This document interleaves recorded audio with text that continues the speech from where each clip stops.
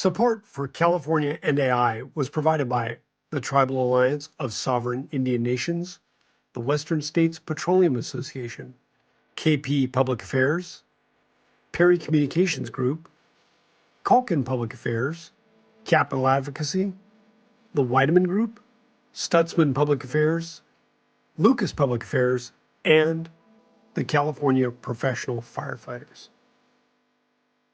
Good morning. There we go. All right. Drink some more coffee, you guys. All right. Well, as Tim said, I am an opinion writer with the Sacramento Bee. It's my pleasure to be with you all this morning, and my honor to moderate today's conversation on one of the most urgent and complicated issues of our time, the intersection of artificial intelligence, technology, and democracy. We're living in an era where the tools that shape our public discourse, influence our elections, and govern our access to information are largely designed and controlled by private companies, and often without clear public oversight. Meanwhile, the policies and civic institutions meant to protect democratic values are struggling to keep up with the speed of innovation coming mainly from right here in California. Throughout the conference today, we'll be exploring how California, as the front line between technological innovation and civic reform, can lead the way in shaping a future where technology doesn't work in opposition of democracy, but for democracy. And to help us do that, I'm thrilled to be joined by 4 extraordinary panelists this morning. All the way at the end, we have Mona Pasquil-Rogers, a former lieutenant governor of California, who brings deep insight from both public service and her current role at policy at Mehta. Jonathan Mehta Stein, Executive Director of the California Initiative for Technology and Democracy, and a longtime advocate for civic empowerment and equitable policy. Dr. Camille Crittenden, whose work with CITRIS focuses on how emerging tech can truly serve the public good, and Professor Ramesh Srinivasan of UCLA, a nationally recognized scholar on technology, culture, and democratic values. Thank you so much for joining us today. We'll begin with a few questions for each panelist, and then we'll open the floor to questions at the end. So I encourage everyone to listen closely, think critically, and then engage. Before we jump in, I actually want to be transparent with you all. I actually used AI for the first time to write that introduction and some of the questions you'll hear today. So if you didn't like it, blame ChatGPT. This is my first time using AI in this way. I've kind of kept it at arm's distance, and I was really, really shocked at how good it was. But I hope it'll add another layer to our discussion today about how these tools are already influencing our world and the way we communicate and ask questions and seek answers. So with that, let's get started. I have kind of a question for the whole group at first, so we'll just kind of go down the line. We're living in a moment where technology is evolving faster than the policies meant to regulate it. So to get us started, I'd like to ask each of you, what is one thing you think the public or policymakers are fundamentally misunderstanding about the relationship between technology and democracy today? Camille? Thank you, Robin. It's a pleasure to be here, and thank you to the organizers for inviting us all. I think this is going to be a really fantastic day, and I am honored to be on the panel with such esteemed panelists. So to respond to your question, I think one thing that policymakers, perhaps, but the public for sure, perhaps misunderstands about AI is that the high-profile, headline-grabbing news about what misinformation can come about, or what kind of manipulated images there are. The Pope in the puffy coat, and Nancy Pelosi looking like she's drunk because they slowed down the video. Like, those kind of obvious manipulations get a lot of attention, and they should. However, there are also more kind of behind-the-scenes algorithms that are driving a lot of the decisions that are being made, especially in public service, that I think need to be attended to perhaps more. So, for instance, using facial recognition technology in policing, doing that kind of predictive policing where there are algorithms that show particular neighborhoods that the police should be patrolling more intensively, often are biased in those outcomes. It can affect access to healthcare. It can affect access to housing, to employment and training. So these are the kind of things that I think we should take into our consciousness a little bit more. They're operating quite in the background, but they have a huge and real effect on a lot of people. Thank you. Professor? Really happy to be with you all today. Thank you all and thank you to Catherine and Tim and all of you for inviting me and having me here today. I believe, I'll just speak from my own heart first and foremost. I believe more than ever in our state and the ability for our state to lead related to many, many issues given what we're seeing occurring on the national level, including in relation to AI, like initiatives like the Stargate initiative, actually deeply concern me on a number of levels that we can get to later today. For me, the elephant in the room is that almost everybody, including our policymakers, do not understand how these AI systems work and function. The AI that we're discussing today is quite different than the AI of the past, though large language models have existed since actually the late 70s and 80s themselves. These AI systems work based on historical data, but not deep history, past data as the basis for prediction of the future and present, and uses correlation in lieu of rationality and intelligence, pattern recognition, which is part of what we do as human beings. So for me, we have to start first and foremost with trying to demystify these AI systems, understand what they're pulling from, most notably our data and our environmental resources, and ensure that there is profound and clear democratic literacy around what is or is not occurring. Because the backdrop of all of this is everything and anything being turned into data. So for me, it starts with basic literacy of how these systems function and the resources, which are all of us on many levels, that they're pulling from. Well said. Jonathan? Yeah, I echo the thanks. It's an honor to be here. Robin, you asked what the public and policymakers misunderstand, and I think one answer to that is each other. And specifically what I mean by that is I think policymakers misunderstand the public on this. The public does not trust big tech or its leadership. And I don't say that to be polemical. I don't say that to be inflammatory. There is a new Berkeley IGS poll that will be coming out later this week. I'm not at liberty to share the exact results, but the results, it polls how much California voters trust a variety of stakeholders. And the numbers around big tech and their executives will shock everybody. It is almost impossible for California voters to trust big tech less than they currently do, right? But by contrast, the California public does want Sacramento and our leaders here to begin solving some of these problems, right? Another Berkeley IGS poll from fall of 2003 showed that almost 75% of California voters feel that big tech and AI and social media pose a threat to our democracy, and almost 75% feel it is the responsibility, that is the word in the poll, the responsibility of our leaders in Sacramento to begin solving those problems, with huge majorities of all races, all ages, all genders, all regions, and all political parties, right? So the public wants solutions.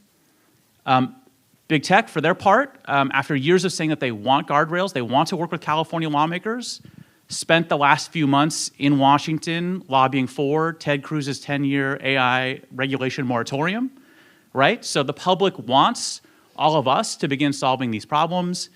Big tech, through its actions, are trying to keep all of us from being able to do anything, right? And so given that stark divide, whose side are Sacramento leaders on? Who are they listening to? I think there should be one clear answer, but the reality is that we continue to see state lawmakers, including at the highest levels, highly deferential to industry. And I think the one key misunderstanding I want to start with is that I think policymakers need to understand that thoughtful, assertive regulation that allows us to experience the benefits of AI while protecting us from the harms and the threats is not just good public policy, it is also good politics. I definitely want to come back to that. Mona. Hi, thank you very much. Thank you to Tim and Catherine. You know, I've known Catherine for a long time, and when she calls, I've known you do whatever she says and whenever she asks. So it's really an honor to be here with everyone today. So I don't necessarily believe that this is a misunderstanding, but it's a fear that I have that we are not, that the way we're looking at this is that technology and democracy are inherently at odds. And I said, you know, when you think of like maybe platforms like ours, and people tend to look at only through the lens of risk. And I hope that, look, there are risks, but I also hope that people look at that how technology has evolved, how AI has evolved, but how communities around the world have had access to more information, how developers around the world, some kick-ass people that I've met here in California who have been looking at ways to solve mysteries and diseases and find cures through AI and on our platform, which is an open source platform, Llama, we've invited all those academics and we've invited civil society to participate with us and make it good, and responsible. So, I hope that people think about the whole picture. Thank you so much. So another question for the group. If we had to design a California model for tech and democracy, something that prioritizes inclusion, transparency, civic engagement, what would that model include? Go ahead. Thank you. One thing that I've been thinking a lot about that might not come up otherwise is the necessity of high-speed broadband. And that relationship between civic engagement, civic infrastructure, civic participation, and technology from the broadband side is so essential. And so I would say California has been a leader in making these investments in high-speed broadband. In 2021, about $6 billion was appropriated out of the budget to increase this middle mile network. A lot of that has been built out, about half so far has been built out. And I think that's really representative of a commitment to enabling people to participate in the civic process. So if you live in, say, a rural region, it's going to affect how you can get access to education and training. It's not just do you have access, but how fast is the access? How good is the quality of the access? If you live in a family that has 3 children, are you able to all go to school at the same time, online? This was especially apparent during COVID. But it's also a gateway to understanding what job opportunities are out there, to job training, especially in remote and under-resourced areas. If you have access to good health care through telemedicine, we have some leaders in the California Telehealth Network here. And so that access to high-speed broadband is really an essential piece of civic infrastructure. Absolutely. Anybody else want to talk about what a California model would look like? Yeah, go ahead. Well, I think, look, California is, when you think of California, you think of innovation. I'm a proud third-generation Californian.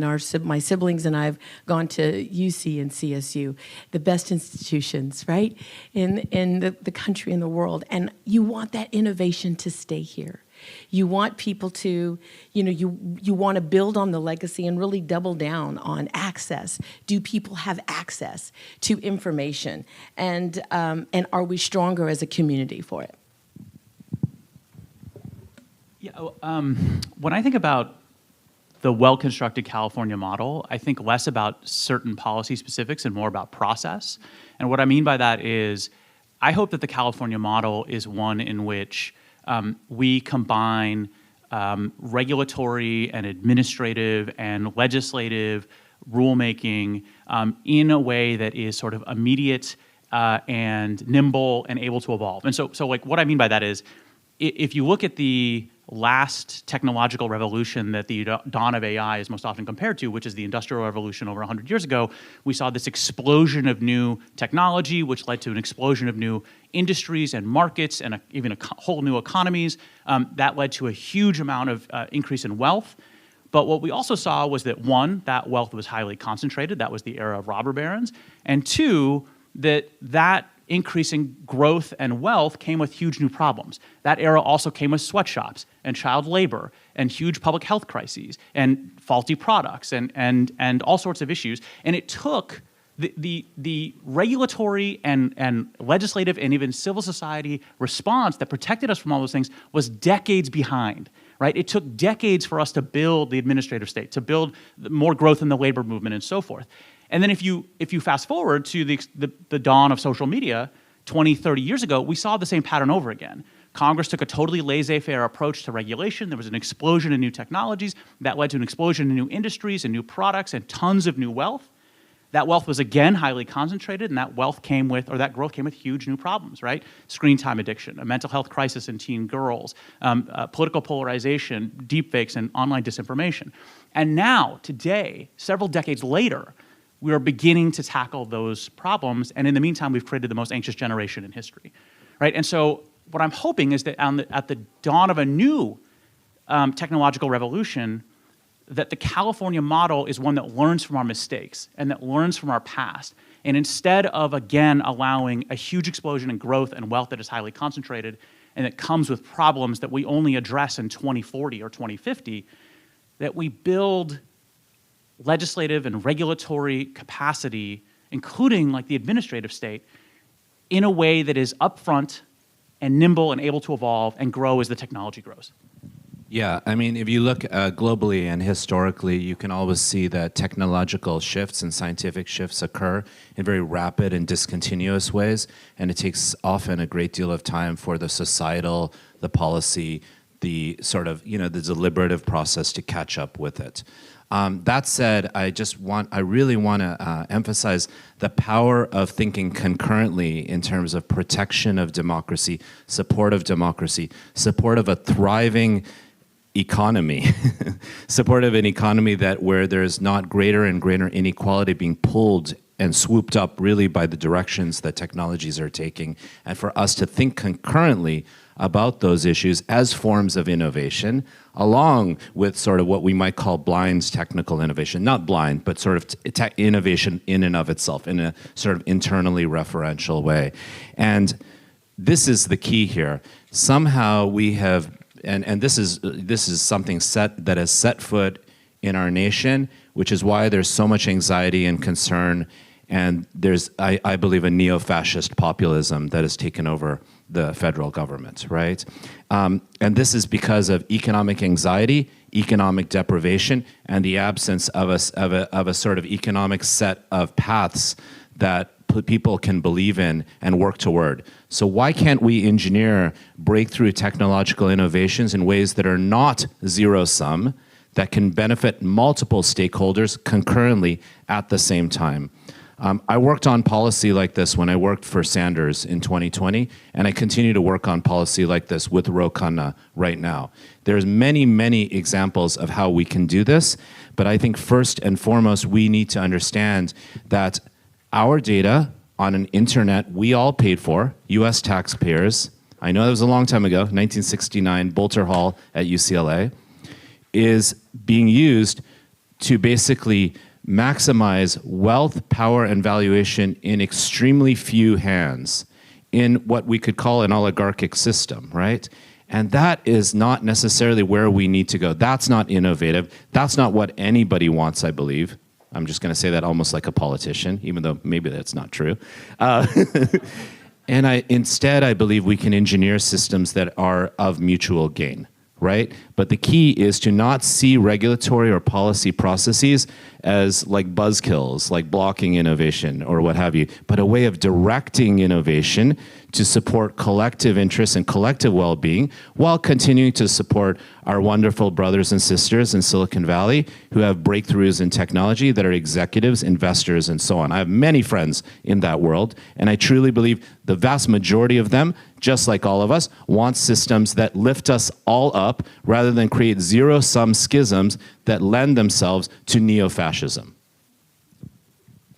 So I just want to ask a quick follow-up question. As Jonathan very deftly pointed out, there's a history of technological innovation outpacing the legislation that kind of governs it and that can lead to not so great things. And I'm wondering, given that history, not just the turn of the last century, but pretty much any point of innovation in time, it feels like legislation naturally lags behind innovation. And I'm wondering, is it sort of folly to expect the weight of bureaucracy to keep pace with the speed of innovation? Are we destined to kind of lag behind and see, kind of maybe push boundaries too far and then have to reel it back in? Or can we expect, legislation and policies to keep up with the pace? Anybody, feel free. I might just comment that it's true that innovation and technological advancement often goes faster than what we can respond to as policymakers or the public. But then I think it's up to us to try to be more nimble in thinking ahead about what the next thing is going to be, what the next challenge, the next potential threat, what the next opportunity might be. But it would also be a call for me for closer collaboration between policymakers, civil society groups, academia, because only by having that kind of multi-stakeholder view are you going to be able to better anticipate what the possible advantages and what the possible harms are. It's just really exactly what I was just sharing. What we consider innovation and policy, or kind of thinking systemically about technologies and its effects and its relationships to all of us, is not a bureaucratic wormhole. It can actually be very, very agile, right? For example, algorithms that affect different publics can involve those publics in the design and potential audit of those types of systems, right? We can think about things like data unions, universal basic income. I would say even more progressive, better measures like universal basic dividend, which I can talk about later. We can think about those measures concurrently as we're thinking about supporting supporting our tech industries, right? So there are many agile, simple proposals that involve humans working with other humans, benefiting multiple stakeholders that we can implement right now, and that actually is innovation to me. So Robin, you asked if it's possible for policymakers and the policymaking community to ever keep up with technological innovation, and I would say, let's just look at Europe. I recognize that some stakeholders here in California don't want a European-style approach to AI and tech regulation, but from a procedural or a process perspective, Europe has shown that you can build a set of regulations through multi-stakeholder, to Camille's point, a multi-stakeholder process that involves industry, civil society, lawmakers, researchers, academics, and so forth, put the collective wisdom of that to use in protecting society in concert with the evolution of new technologies, not years or decades behind. The CITED team, I'm here representing the California Initiative for Technology and Democracy. We have a team member, David Evan Harris, who's constantly going back and forth between Brussels and San Francisco so that he is in constant communication with EU leaders and regulators who are helping to make these laws. And so if we want an example of getting it right, the EU is at the cutting edge. Whether we want to adopt their exact policy proposals is a different matter. They're showing us that the process can work. I think the answer is really about, it's all of that, but it's about making sure that the voices in our state, in our community, particularly small businesses, as an example.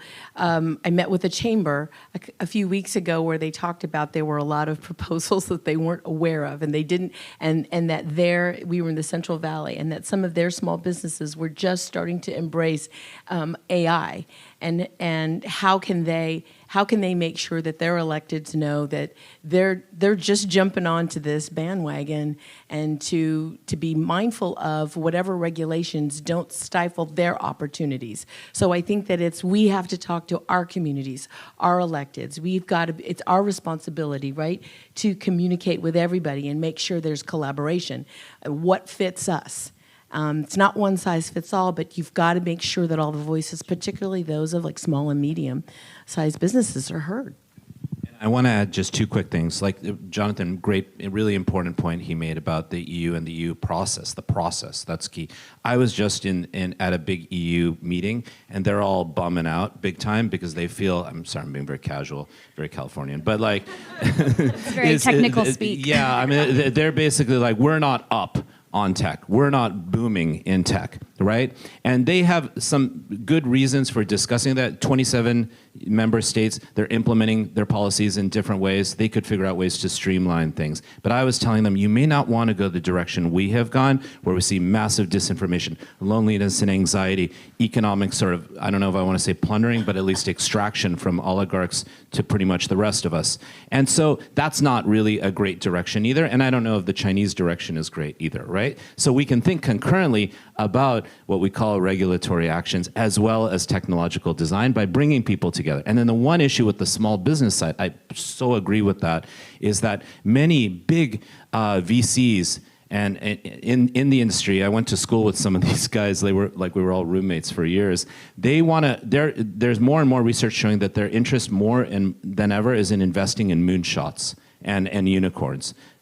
Companies that they think will be potential, near monopolies, right? Rather than other areas of growth in tech related to public housing, education, medical, et cetera, that could actually be small and medium-sized businesses that actually are the breadbasket of employment. But I also want to encourage also cooperativist thinking and municipal thinking and multi-stakeholder thinking that is not just for-profit companies as well here. Thank you. Mona, let's go back to you. Coming from both government and now the tech sector, how do you see companies like Meta balancing innovation with public accountability, especially when it comes to misinformation and elections? So thank you for the question. I think that with innovation, I've said this already, it comes big responsibility. And I think that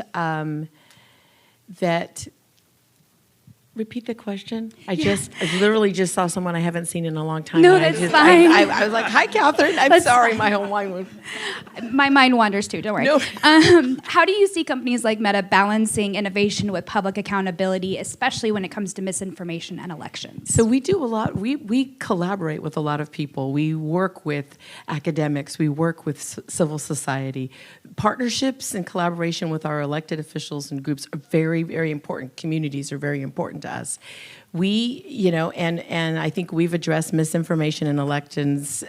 Nick Clegg did a great news post on this in last December. But Mona from the Block is going to just also remind everybody that, as you're looking at, say, a social media platform, and something doesn't seem right, something is way outlandish, it is also my responsibility as the oldest of 5 and the auntie of 6 to go, did you check that? Did I check that? Does this seem right? So I think one of the things that we do, that I've seen us do multiple times, is we work with different groups. When things are reported, we act. Sometimes we make mistakes. Can we do better? Everybody can. But we are responsive to our groups. We work with groups to help us to be better at our company, and I hope other companies do the same. So you see it more as a personal responsibility to kind of point out when something seems off? It's both. Okay. It's both, right? It's not one or the other. If you can't, you've got to be able to, and I'm sorry, this is the 63-year-old Mona talking, you've got to be able to also make your own decisions and look at things and say, this doesn't seem right, and question it. And if it's wrong, elevate it, bring it up. And now it's also our responsibility, and we do a lot of work we make a lot of investments, we work with a lot of different groups to make sure that misinformation is dealt with, is off, but also in elections, we take it very seriously and start our election centers. I feel like they're constantly going, where we want to encourage people to know when they need to vote, where they need to vote, and we take down wrong information. But that's what we do, and everybody makes a decision for themselves at their companies, but that's what I've noticed that we've done. I want to open it up to the rest of our panelists now if you have a response to that. And Dr. Crittenden? Yeah, thank you. I appreciate that. I want to put one caution out there about the do your own research kind of mantra, because there was a study done recently of these large language models. So they looked at Claude, at Copilot, at ChatGPT, et cetera, specifically around election information. I think this was done at NYU. And there were teams of journalists and teams of academics, and also civil society was in the room. So asking these questions about, where is my local polling place? How do I register to vote? Can I vote in a different language? And each of those platforms had slightly different answers, which is really concerning for our own, legitimacy of our elections and ability for us to participate as voters. So yes, do your research, but then it comes also down to that kind of digital literacy that we were talking about earlier. How do you evaluate the information that you're getting? How many sites do I have to check in order to be confident that the information that I'm getting is actually true? That is Just so one, right, the Sacramento Bee. Oh, sorry. That's right. No, it's fine. That's so right. Go But I ahead. would say that's where partnerships come in. We work with with the Secretary of States across the country and, and all of the local registrars to make sure they have the information, we have their information. We are posting. And so I think that's where it is true. You have to do your own research, but you also have to have really good partnerships to make sure that that information is correct. I think one of the challenges is that we've now seen a number of studies demonstrate, not just studies, academic studies, but also news investigations that have shown that these large language models are providing inaccurate information about elections and other things. That's not to say that they only provide inaccurate information, they're not useful in other ways, but in key ways as it pertains to our democracy and to our elections, they're sometimes providing inaccurate information. The real value of partnerships and of like a diligent effort to work with groups in order to get things right would mandate that companies once in a while say, this product is not ready for market. It gives voters inaccurate information about how to vote or where to vote or the information they need in order to vote. But none of the companies, because they're locked in a race to market with each other, are ever willing to say, this gets things right about our elections 95% of the time, and that 5% is sowing distrust and confusion in a way that's really damaging to our elections and their integrity. So we're going to hold off for 3 months while we figure this out. No one's willing to do that, and so then you end up with a number of products on the market that are all, let's say, theoretically 95% accurate, and that overlapping 5% inaccuracy is just creating confusion, right? So I totally appreciate the importance of working with elections officials. I've done it over the course of my entire career. The question, though, is what do companies subject to market forces do with those collaborations when they know their products aren't working perfectly? Yeah, several different things. Thank you for that point. It sets me up so well. It's we're like right in the middle here. So initial studies have shown that most dominant generative AI systems, independent of which one we're speaking about, tend to flatten what we might call informational diversity. This is an unrealized dream tied to the internet and the web that we still have to work toward. I don't want to conflate these systems, which are generally corporate, not accountable to the public, and extractive, again, of economic resources and environmental resources, which we really have to talk about, with a Wikipedia. But this is the same thing we saw with Wikipedia, dominantly authored by men from the global north, right? So informational diversity and the biases that drive various systems, including ones that Camille alluded to earlier, like predictive policing ones, are likely to be reinforced and baked into these systems. So here's another great opportunity for actual partnerships that give up some level of power and decision-making to these stakeholders and collaborators. I think anything that's generated or pushed out by generative AI systems should, especially images and videos, why are they not being watermarked, like right away? Like, we should at least know when something's being changed or shifted or modified or produced by some sort of generative AI system. But I also think this sort of literacy thing is really difficult, and I don't want to just infantilize younger folks. For all of us, I include myself. I have an iPhone 8 in my pocket right now that all my students crack up when I show them that. It's because it feels like we're overwhelmed with information, right? It's like, and that's not Meta's fault, but that's sort of a function of this digital world as it stands. It's really hard to make sense of things, so you basically take what's provided to you on these various feeds as reality, because speed seems to be the mantra of these times, which is overwhelming, distressing, disorienting, and very difficult for all of us who multitask all the time to actually do. So if we want to deal with actual literacy, there needs to be some power given up by our friends in big tech that actually explain to us what we see and why we see what we see and what is known about us, because this is a surveillance advertising model that actually has gone gonzo. So real partnerships wouldn't involve just in occasional situations working with various officials, but actually will involve giving up some power. And I want to mention this is critical around the world, especially in the global south, because we've seen how misinformation and disinformation amplified by various platforms, including Facebook, et cetera, in parts of the world where Facebook is the media network, has led to not just widespread conspiracy theories, but also to genocides in particular cases, and the rise and support of authoritarian leaders like Rodrigo Duterte and others. I would say even our own dear president as well. This is a question for perhaps Jonathan and Ramesh, although feel free to jump in, ladies.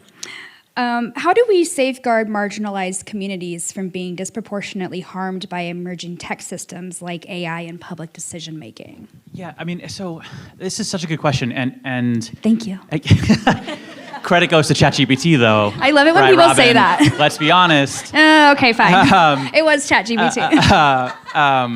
I don't think I don't think the answer is well. There are topic-specific or issue-specific solutions, yes, but I think what we have to confront, if we go upstream just for 1 second, I think what we have to confront in order to protect marginalized communities and our democracy from these issues is just confronting this big tech exceptionalism or AI exceptionalism. That is to say, if in any other industry that impacts our health and our well-being, we have come to accept, and industries have come to accept, regulation, oversight, accountability, administrative agencies that have an eye on everything that they're doing. That is normal, right?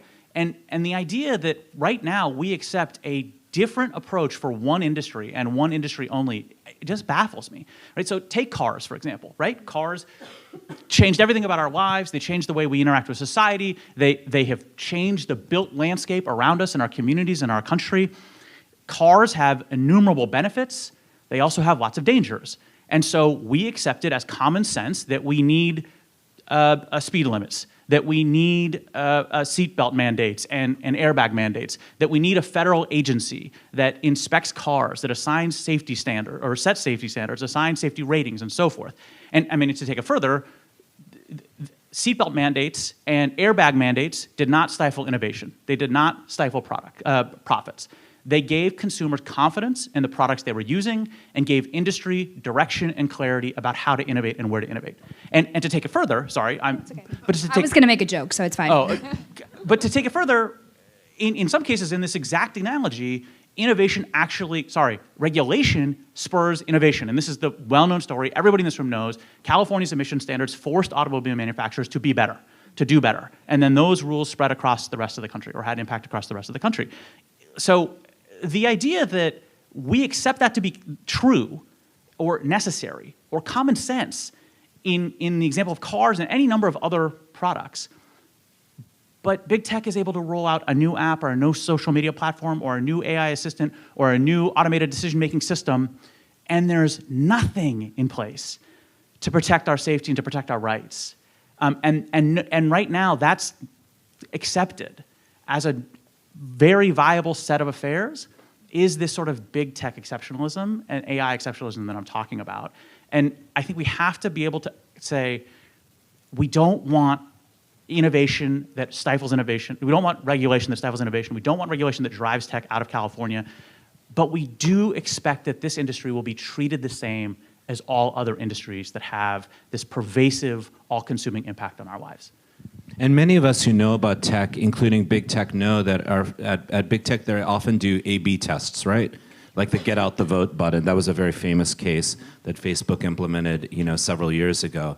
And so we know that they're constantly testing. So why not some testing that actually protects the benefit of citizens, workers, consumers, the environment, et cetera, to see how much does that affect the dependent variable of engagement that I know is being maximized at all costs. Doesn't have to be at all costs, right? Maybe there are some ways in which we can think about design of systems for, again, as I've been saying again and again, like for mutual gain, rather than necessarily this implicit zero-sum agenda. And so generally we see when systems are designed here, and I mean not just technology ones, socio-technical ones, right? That are social, political, economic, as well as technological, because tech undergirds all of these things.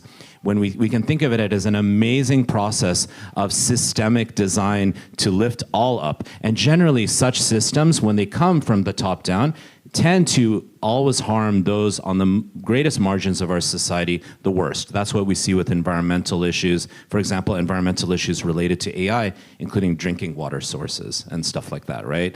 So instead, if you're able to design systems that consider those who are likely to be most marginalized, and we all know who that, women, people of color, people with economic class levels, et cetera, right? So if we design systems that actually consider those groups first and foremost, most importantly by having them be at the table, really designing and building and regulating and auditing these systems, then likely they're likely to work for more populations, right? So you start at the margins and you consider those cases in design, not us considering them, but us together considering them. That leads me right into a question for Dr. Crittenden here. Much of your work involves making sure that emerging technologies benefit the public good. So from your research, where do you see the biggest disconnect between what engineers are building and what society actually needs? And additionally, how do we ensure that ethical considerations aren't an afterthought? Thank you. I do see that disconnect. One thing I have noticed is that engineers, computer scientists love to solve problems. So if you pose the problem as not just a technical challenge, but also a social challenge, an ethical challenge, they will likely embrace it and try to conform to those criteria and those guardrails and come up with something really innovative. Fortunately, at UC and UC Berkeley, we do have classes on ethics as part of an engineering curriculum. So I would advise that for other academic institutions. I think places like universities like CITRIS, the College of Computing, Data Science, and Society at Berkeley also do a really good job of convening these different stakeholders. So for instance, CDSS and the Stanford Center for Human Compatible Artificial Intelligence hosted a summit on generative AI about a year ago. And out of that came a lot of really great ideas. They recently also co-authored a report in response to the frontier models legislation that came about recently. So bringing academic institutions together with nonprofits can also really help to bridge some of those gaps. Okay. Anybody else want to chime in? Or okay. Ramesh, let's see, can a more inclusive or global tech model still emerge from California, or does it require rethinking who controls the means of digital production? Yeah, I would say yes and yes. That's good. Which is the way in which California can sort of embark on a path that lifts all of us up is by starting by considering all Californians, right? And that involves those tasked to represent public interests, different types of different leaders, to civil society leaders, to working directly with technologists in these areas. So, there's so much we can do right now. And it just starts with this big question of people having greater awareness of what is being grabbed from them and turned into data. Sorry, I'm being, again, very casual here. But like 24/7, 365, we know that these devices are sort of Trojan horses in the sense that they're constantly gathering data from us all, right? So I think we need to stop sort of being okay with the status quo, which is sort of creating so much anxiety because we don't really know what is being known about us that is transforming and impacting our own behaviors, and we start with those sorts of issues. So for me, this starts with the individual, psychological, personal, and I would say surveillance level. And then it moves toward the economic level. How is the extraction of such data forming such incredible gulfs economically, and then grafting itself into certain types of divisions? But it's just a reminder also, this is a planetary question. All these technologies, yes, they're kind of starting here in California in many cases, but I personally have been looking for, my entire career at the implications and effects of these systems on populations around the planet, indigenous peoples, peoples of the global south, peoples in East Africa, in South Asia, and so on. And the ramifications are massive. So there's huge opportunities because these technology questions, we might think of them as California only, but the rare earth minerals, come from different parts of the world. I've gone to mines in, remote parts of the Congo and gotten kicked out a bunch of times, trying to find what's happening in the labor practice, the environmental practices.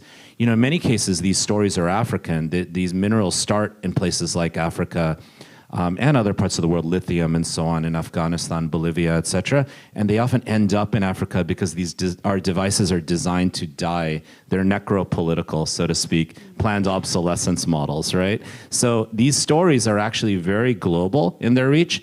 And so, yes, it's a Californian story, and we're so rich and diverse and amazing here in California. I really believe in California more than ever. I love my people for standing up against ICE raids in Los Angeles. Like, we're all standing up any way we can. I mean, you all know where I stand on this stuff, okay? It's all good. But at the same point, if we actually think about what works for Californian people, we can also think about what can work for our wider world. Because in a weird way, these technologies were supposed to bring us together, create a global village. This was the title of my first book. But in many ways, we feel more separated in certain ways than ever. We don't really understand one another around the world. And so I think there's possibilities to change all of this for the better. Necropolitical, what a good word. I want to touch just really quickly on something Jonathan said at the beginning, and then we'll go to questions from the audience. But you had mentioned how there wasn't a lot of trust in big tech companies. And I was wondering if, I know you can't talk about the survey, but can you expand a little bit on why people don't trust big tech? Well, I mean, I think anyone in this room would have their own answer for that. I think that I'll give you an example that is difficult to hear, and Mona, you're going to like this the least, I think, out of anyone here.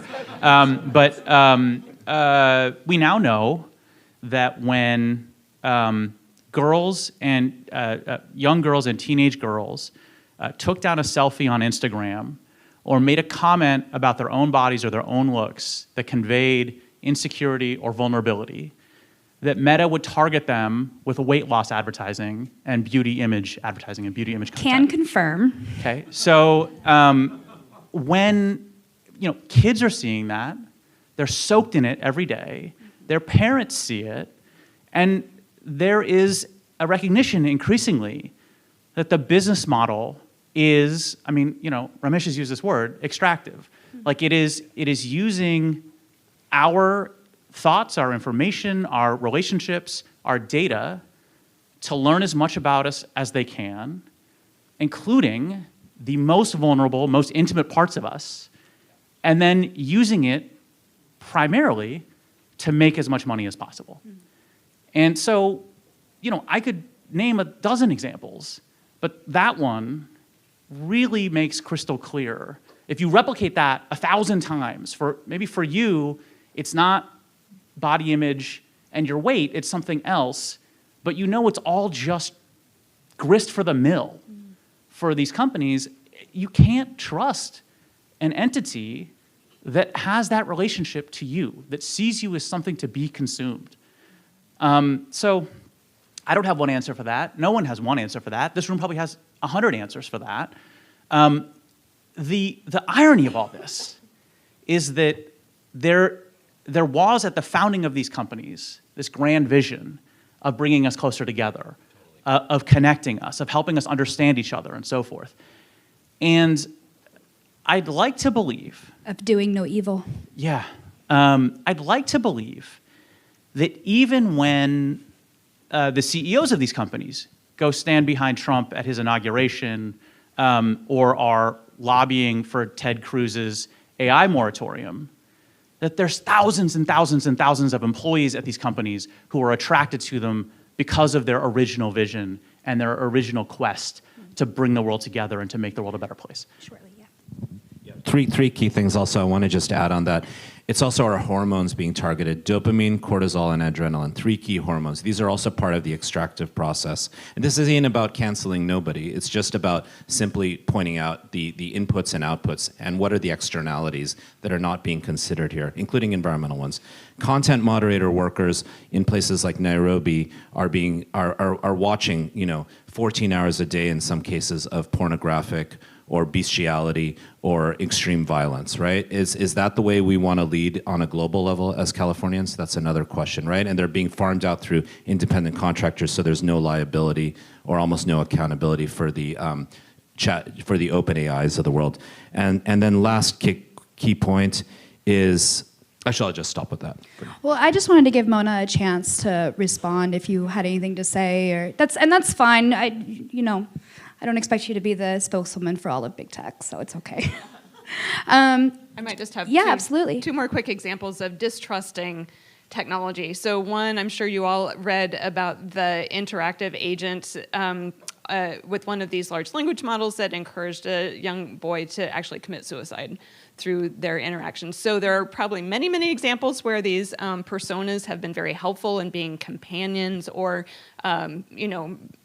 artificial friends. But for a certain population, people who already might have these kind of tendencies, or especially for children, people who are under the age of 18. There was recently a Supreme Court decision around age assurance for pornography, where the majority of the court, all the conservatives said, yes, you need to implement age assurances for this kind of adult content. So I think having that distrust of technology, saying I'm going to interact with this platform in a way that I'm assuming from the outset it's not going to actually cause me harm or encourage me to harm myself, I think that's one example.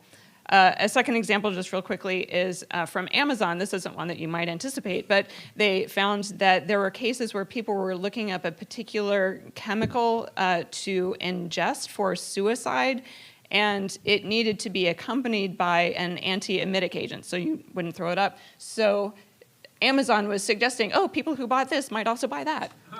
So they were making these recommendation engines are not neutral. They're making these recommendations in a way that is actually going to be harmful. And so without that kind of interference auditing, then these are the kind of things that are going to propagate just because of the way the algorithms work. On that note, we'll open it up to the audience. I think Rich is going to come around. Wait for somebody to come around with a microphone, please. I'm coming this way. Hi, I'm Camille Watzlaga. Thank you so much. So I wanted to thank Professor Srinivasan for reminding us that AI has been around for, I guess, some decades. And so I'm a little bit curious, specifically, I missed the part when you said what changed or what now. And then I also was just wondering for all the group, I'm not really sure if we're all assuming there's a specific threat we all know about. I know we've all talked about many, many kind of common threats in the world, and I just wondered which one is particular to today's AI. And I know actually the moderator said, do no evil, so there could be just a promise or a possibility that some of you are thinking about, I guess bring people together, but is there really some specific opportunity particular to today's AI that you're thinking of rather, so if you could just tie those things together, since there were so many that were brought up. Yeah. So main ways it's changed is large language models have existed for a very long period of time, but AI systems, many cases in the past, many of you also know about this. I used to do AI development, and when I was a graduate student, I was in an AI lab at MIT.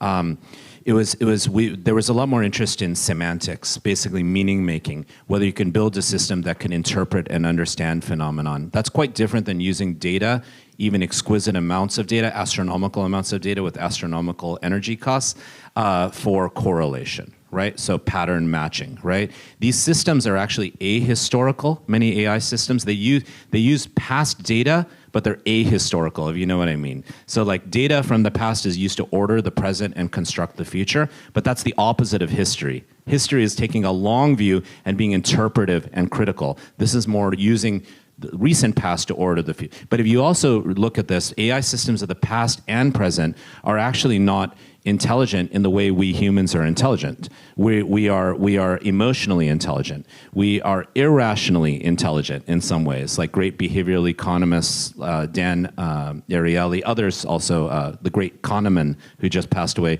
wrote extensively about this. Non-humans are intelligent, like our birds friends, our orcas that are adapting to attack fossil fuel boats. That's a great adaptation.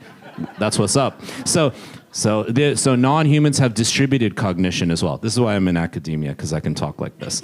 And so these have completely shifted. Intelligence is manifold and beautiful and magical and multiplicitous. These technologies are one instantiation of intelligence, and that's why many of them are described as stochastic, probabilistic, parrots, right? And that's often used as a critique, but Sam Altman said himself, I'm a stochastic parrot. So, in a way, that's an appropriate response to it. So for me, it just is about opening up. Let's lift the lid up on all these different types of intelligence, know what we should protect as we human beings for ourselves, and what should be delegated to these technologies. And then last quick thing I'll say is that folks like Eric Schmidt, and before that Mark Zuckerberg, would say things like, we are the best ones equipped to regulate ourselves because we're the only ones who really, I'm paraphrasing, maybe not Mark, Eric Schmidt was saying more of this, because we're the ones who most understand these systems we're building. That's a design strategy to be unintelligible. That's not actually in good faith, those sorts of comments, in my opinion. Okay. We have one over there on the right. Good morning. My name is Mario Guerrero. I'm Legislative Director for the University of California, and I work on AI legislation. So I have a question for you.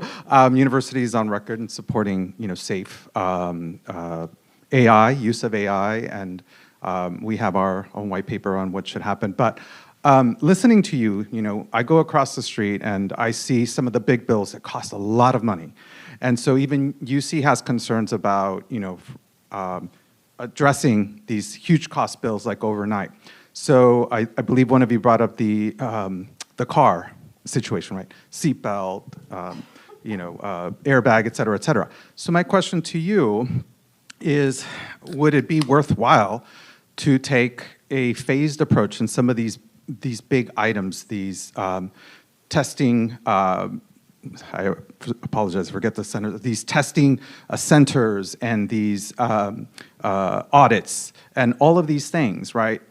These big bills that have a lot of these things. Would it be worthwhile to maybe do a big one or do them all but phased in so that we do them and there's some kind of timing to it, and maybe there's some, maybe our AI partners can better put their hands around it and maybe not have as much as opposition.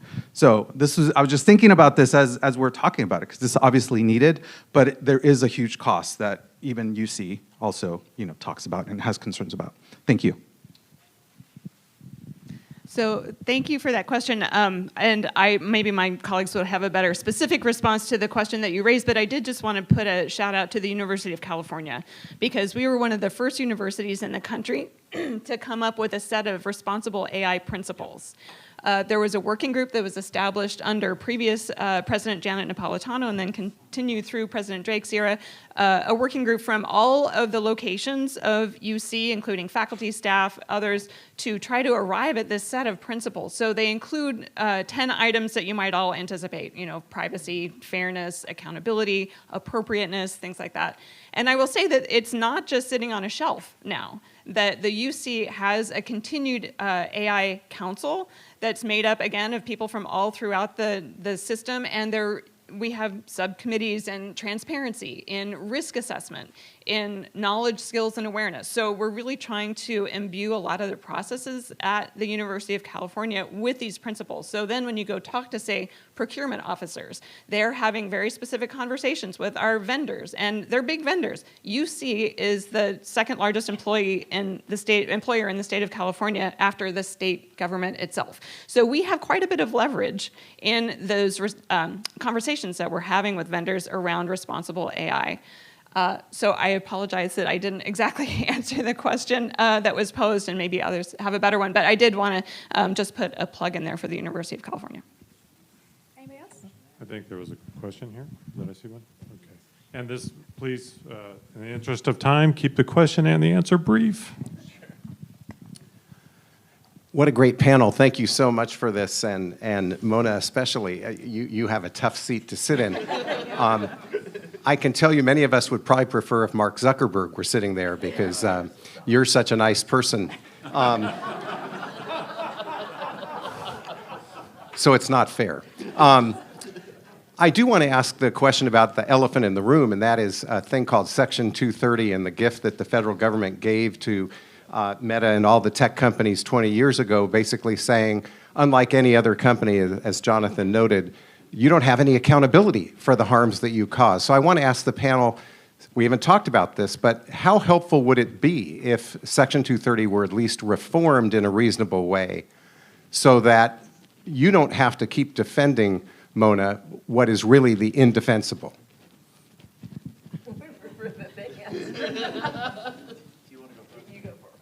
I mean, since we have one more minute left on this panel, I'll say yes, very clearly, Section 230 has caused a full range of full range of avoidable harms to our kids, to our communities, to our democracy. And it was a mistake at the time. It is an even more extreme mistake today because we have seen how bad it has, the harms have been.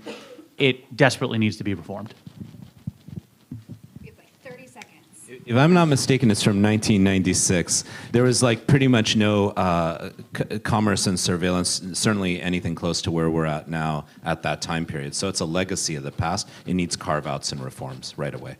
Yeah, Communications Decency Act, for those of you who haven't looked it up. You know, and people like Ron Wyden were trying to rein that in right around the time of 9/11. Note what happened with the Patriot Act and how that skirted all of those discussions at that time too. I mean, that's a long time ago. But. Mona? No? Okay. Just checking. Well, I want to say thank you so much to all of our panelists today. Thank you so much to the University of California for hosting us. And please stick around for the rest of the panels today and have a great time. Thank you.